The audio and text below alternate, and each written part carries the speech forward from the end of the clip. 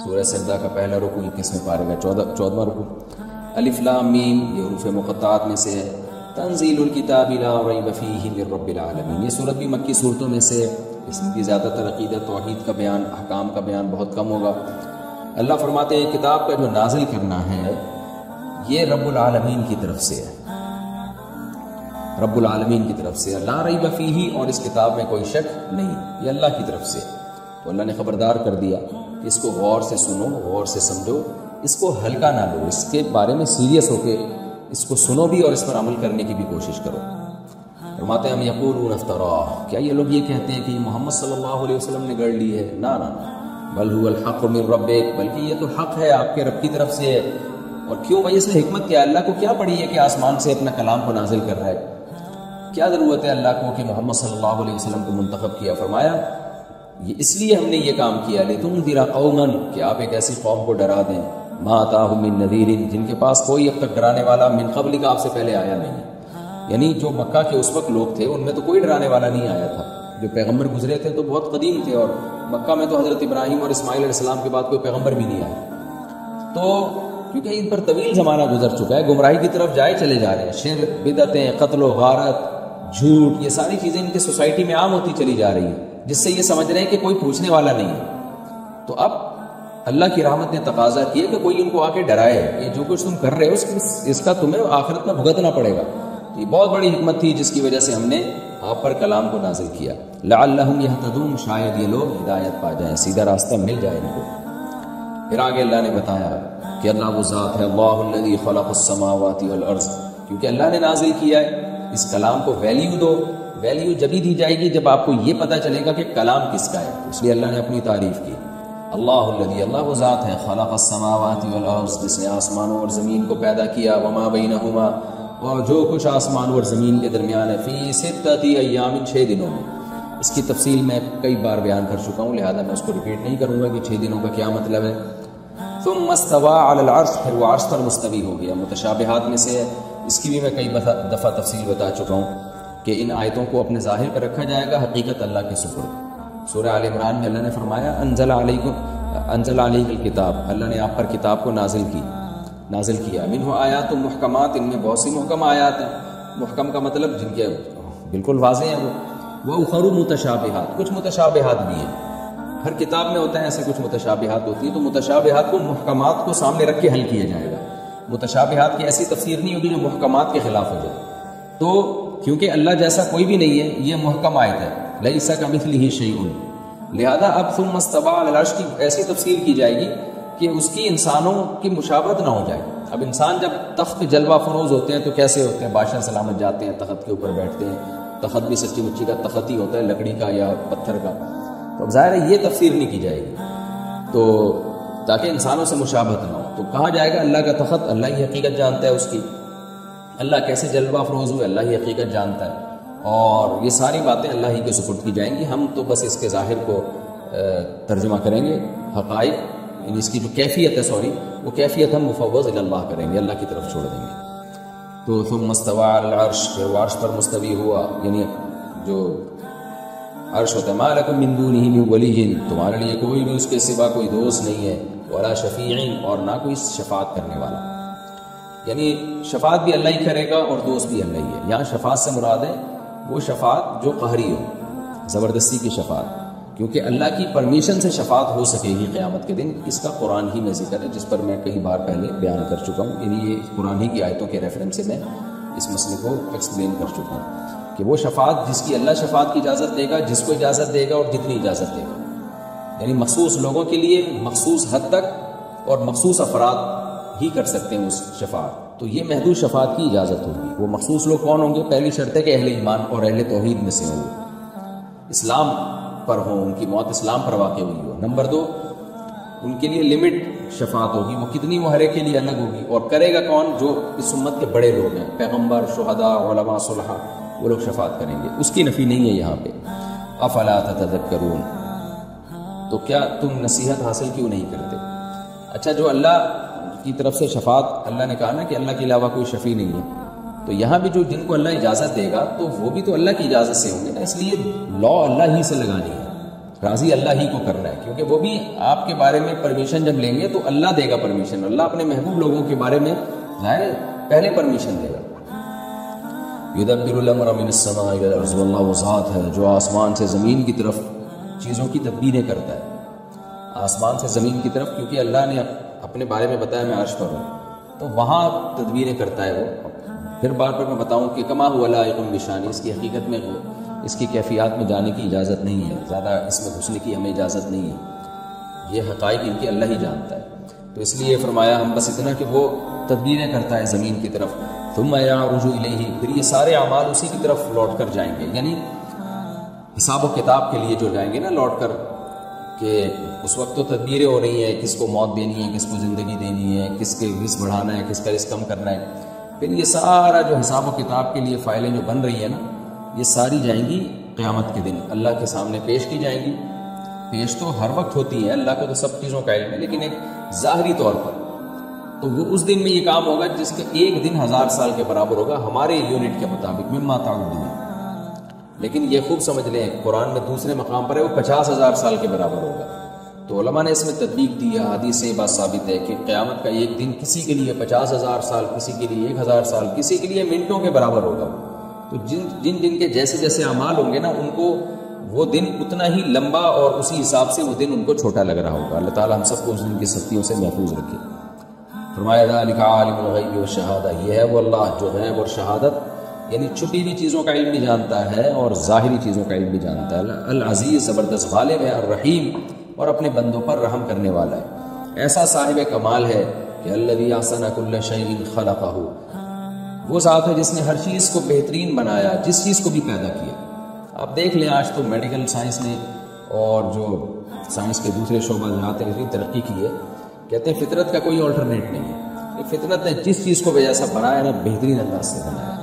جانوروں کو دیکھ لیں، سمندر میں رہنے والے جانور، خشکی پہ چلنے والے جانور، ہر چیز یعنی ہر جانور کو اگر چونچ دی ہے تو اسی کے حساب سے دی ہے، اس کا نظام ہاضمہ اسی کے حساب سے بنایا، اس کی خوراک اسی کے حساب سے رکھی.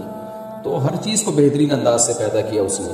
وہ بدا خلق الانسان من طین، اور انسان کی ابتدا جو تخلیق کی ابتدا اس نے کی مٹی سے. ثم جعل نسلہ، پھر پہلی دفعہ میں تو مٹی سے بنایا آدم کو، پھر ان کی جو نسل بنائی من سلالۃ، ایک خلاصے سے. مٹی سے مختلف چیزیں کشیدی جاتی ہیں، مٹی سے پھل، گوشت، سبزیاں یہ سب بنتی ہیں. مٹی میں جو اجزاء ہوتے ہیں نا، ان اجزاء سے آئرن نکلتا ہے اور پتہ نہیں کیا کیا چیزیں نکل کے پھل کی شکل میں جمع ہوتی ہیں. پھر وہ ماں باپ کھاتے ہیں تو اس کا خلاصہ نکلتا ہے جو اسپرم کی شکل میں جمع ہوتا ہے، پھر اس سے اولاد بنتی ہے. تو یہ ہے سلالہ. یعنی بہت عجیب اللہ کی قدرت ہے. ایک ہی مٹی ہے کیا کیا بن رہا ہے، اس سے کتنے قسم کے کھلونے بن رہے ہیں اور زندہ کھلونے. تو یہ سلالہ ہے جو اللہ تعالیٰ نے جو ہے، یعنی ڈاکٹرز مجھے بتا رہے تھے کہ انسان کی جو اللہ نے ایسی کیلکولیشن اندر رکھی ہوئی ہے، ہم جو بھی کھاتے ہیں نا تو ہماری باڈی کو جس جس چیز کی ضرورت ہے باڈی کو میدا ہمارا وہاں سے کھینچ لیتا ہے اس کو، اور باقی سارا فضلہ بن کے نکل آتا ہے. تو جس چیز کی وہ پوری کیلکولیشن نے کی ہوئی ہے، اور ہر ایک کی باڈی کی کیلکولیشن دوسرے سے مختلف ہوتی ہے. تبھی آپ دیکھیں بعض لوگوں کے بال بہت گھنے خوبصورت ہوتے ہیں، حالانکہ وہ کوئی ایسی چیز نہیں کھا رہے ہوتے بالوں کو گرو کرنے والی. اور بعض لوگ پورے ملٹی وٹامن کھا رہے ہوتے ہیں اسپیشل بالوں کے لیے، پھر بھی بال ان کے جھڑ رہے ہوتے ہیں اور وہ بالوں میں خوبصورتی نہیں ہوتی. وجہ کیا ہے؟ دونوں کی باڈی میں ایک جیسے سافٹ ویئر نہیں ہے. اس کی باڈی میں، اس کے ڈی این اے میں ایک چیز ہے کہ یہ کچھ بھی کھائے گا تو اس کے بال گھنے ہوں گے، یعنی بالوں کو جو منرلز چاہیے وہ باڈی کشید لے گی، کھینچ لے گی. اور دوسرے میں ہو سکتا ہے کہ ہڈیاں اس کی مضبوط ہوں، تو وہ کچھ بھی کھائے گا اس کی باڈی سے جو ہے نا خوراک سے کیلشیم کو اس کی باڈی کھینچ لے گی اور ہڈیوں میں لگا دے گی جا کے. تو ہر ایک کا الگ ہے، اللہ نے رکھا ہے. تو اتنا زبردست نظام بنا دیا کہ انسانوں کا الگ، جانوروں کا الگ اور پودوں کا الگ، ہر پودے کا دوسرے سے الگ، اور سب میں سافٹ ویئر انسٹال کر دیے. اب سب کو ایک جیسی کھاد، مٹی، پانی مل رہا ہے، لیکن رزلٹ سب کا بالکل ایک الگ آ رہا ہے. تو انسان کا بھی ایسا ہی ہے کہ کیا کچھ ماں باپ کھا رہے ہیں، لیکن اسپم بن رہے ہیں وہ ایک بالکل ہی ایک الگ پروسیس ہے. ساری خوراکوں سے جو اسپم کو جن چیزوں کو چاہیے، اسپم میں جو منرلز ہونے چاہیے وہ سارے جو ہے وہ خوراک سے آ کے اس میں جمع ہو جاتے ہیں. اور کیسے اللہ تعالیٰ اپنی قدرت سے بچے کو تیار کرتے ہیں ماں کے پیٹ میں. فرمایا ثم سواہ، پھر اللہ نے اس کو برابر اس پانی سے، گھٹیا پانی سے، یعنی گھٹیا کا مطلب جس کو عرف میں برا سمجھا جاتا ہے، گھٹیا سمجھا جاتا ہے، گھن آتی ہے انسان کو اس سے. مائن مہین کا یہ مطلب ہے. ثم سواہ، پھر اس سے انسان کی کو تسویہ کیا. یہ پہلے بھی میں بتا چکا ہوں کہ مہین جو ہے نا، کیونکہ گھٹیا پانی کو کہتے ہیں، تو امام حنیفہ رحمہ اللہ کی رائے میں اسی آیت کی وجہ سے منی جو ہے ناپاک چیزوں میں شمار ہوتا ہے اس میں، کیونکہ قرآن کے ظاہر گھٹیا میں کامل درجے کی گھٹیا جبھی ہوگی جب وہ اس کو ناپاک قرار دیا جائے۔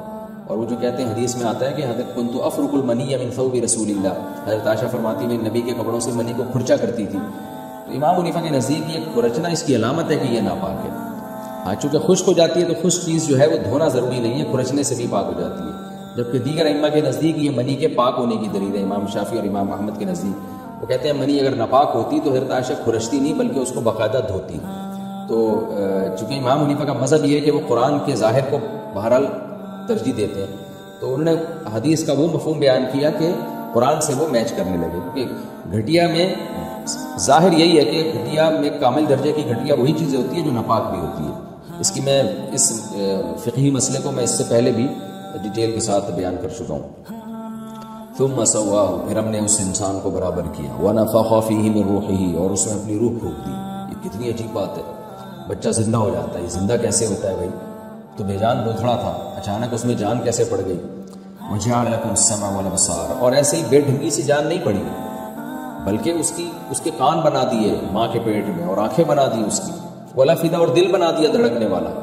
قلیلا ما تشکرون، اللہ کہتے ہیں بہت تھوڑا شکر کرتے ہو۔ یہ عربی میں محاورہ ہے، جب کوئی بالکل بھی شکر نہ کر رہا ہو نا تو یہ کہا جاتا ہے کہ تم بہت تھوڑا شکر کرتے ہو۔ اس کا مطلب یہ نہیں کہ تھوڑا کرتے ہو، اصل بات یہ کرتے ہی نہیں ہو بالکل، کیونکہ یہ کوئی شکر نہیں ہے کہ آپ کو اللہ نے بنایا اور ساری نعمتیں دی اور آپ اس کی نافرمانی کریں، تو جو نافرمان ہے وہ تو بالکل ناشکر ہے۔ وَقَالُوا أَإِذَا ضَلَلْنَا فِي الْأَرْضِ، اللہ کہتے ہیں میں نے کیسے بنا دیا تجھے، اور ان کی باتیں سنو۔ یہ کہتے ہیں جب ہم زمین میں گم ہو جائیں گے، گم کا مطلب ہم تو غائب ہو جاتے ہیں، قبر کھود کے دیکھو 10-20 سال کے بعد کوئی بندہ ہی نظر نہیں آتا اس میں، ہم جب زمین میں گم ہو جائیں گے اِنَّا لَفِي خَلْقٍ جَدِيدٍ، تو کیا ہم دوبارہ تخلیق میں ہوں گے؟ کون ہمیں دوبارہ پیدا کرے گا؟ تو یعنی اللہ نے اپنی قدرت پہلے بیان کی کہ کیسے مٹی سے میں کشیدتا ہوں اور پھر اسپرم بناتا ہوں اور انسان بنا کے اس میں بے جان چیز میں جان ڈال کے بچہ بنا کے باہر نکال دیتا ہوں، اور اس کے آنکھ ایسے ہی نہیں بلکہ آنکھ، کان، دل، دماغ، یہ سب چیزیں بنی ہوئی ہوتی ہیں، تو جو یہ کام کر سکتا ہے دوبارہ کیوں نہیں پیدا کر سکتا؟ تو اس لیے اللہ نے کہا کہ یہ الٹی باتیں کرتے ہیں، کہتے ہیں ہم جب زمین میں گم ہو جائیں گے کیا ہم دوبارہ پیدا ہوں گے؟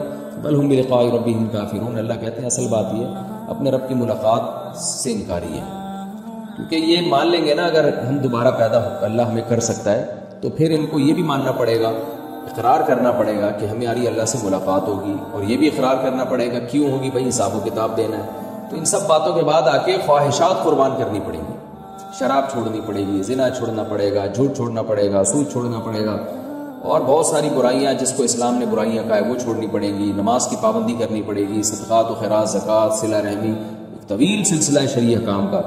تو اس لیے ان سب کا بہترین حل یہ ہے کہ آخرت کا انکار کر دو، جیسے کہ ایتھیسٹ لوگوں نے کیا، انہیں تو اور آگے نکل گیا، خدائی کا انکار کر دیا، تو اب سب کچھ حلال ہو گیا ان کے لیے۔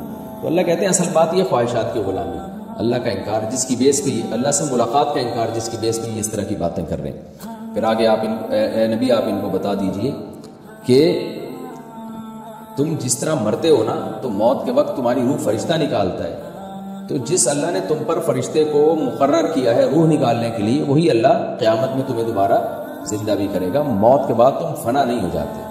قل اے نبی ان سے کہہ دیجئے، یہ کہتے ہیں نا جب زمین میں گم ہو جائیں گے تو کون زندہ کرے گا، تو آپ بتائیں ان کو، یتوفاکم ملک الموت، موت کا جو فرشتہ ہے وہ تمہیں وفات دیتا ہے، یعنی وہ تمہاری روح نکالتا ہے، وفات کا مطلب یہ تمہیں وصول کرتا ہے۔ دیکھیں موت کا تو سبب یہی ہوتا ہے جو دنیا میں اسباب ہیں، کسی نے کو گولی لگ گئی، کوئی بیمار ہو گیا، اس زمانے میں بھی ایسے ہی تھا، لیکن جب روح نکلتی ہے نا تو روح نکالنے کے لیے فرشتہ آتا ہے، فرشتہ یہ نہیں کرتا کہ گلا گھونٹ کے آپ کو مار دیتا ہے۔ موت کا تو ایک سبب ہوتا ہے، وہ سبب تو ایک سائنٹیفک لاجک ہوتی ہے اس کی موت کی، ہر موت کی، تو قرآن اس کا منکر نہیں ہے۔ تبھی کسی صحابی نے اس آیت پر نبی سے یہ اعتراض نہیں کیا کہ ہم جو مرتے ہیں فرشتہ تھوڑی مارتا ہے، ہمیں تو قتل ہو جاتے ہیں، تلوار سے مرتے ہیں، لیکن جب مرتے ہیں نا تو روح جو نکلتی ہے ہماری، یعنی ہم اپنے آپ سے نکل جاتے ہیں۔